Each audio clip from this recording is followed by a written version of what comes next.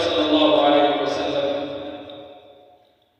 الذي زكى الله به نفوس المؤمنين وطهر به قلوب المسلمين وجعله رحمة للعالمين سبحان الله على الخلائق أجمعين صلوات الله وسلامه عليه دائما أبدا إلى يوم الدين.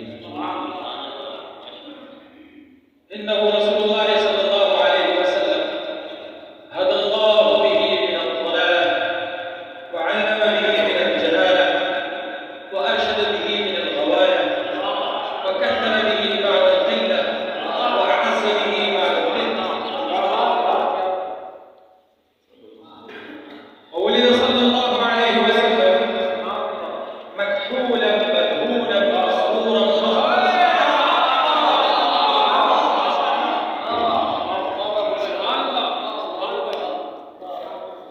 وحين ولد ساعة عليه المباركة ما شاء الله.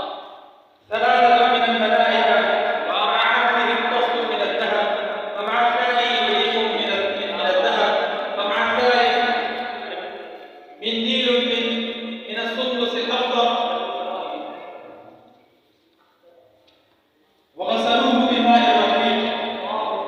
قالت آمنة بنت وهب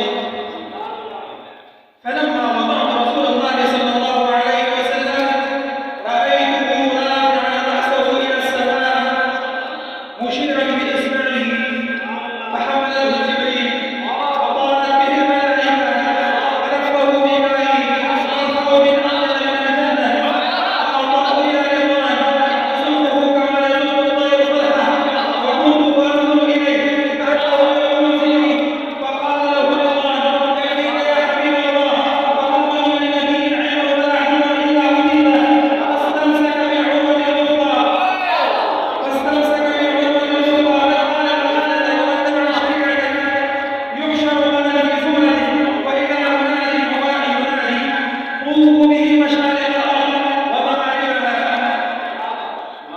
سبحان الله. سبحان الله. إنه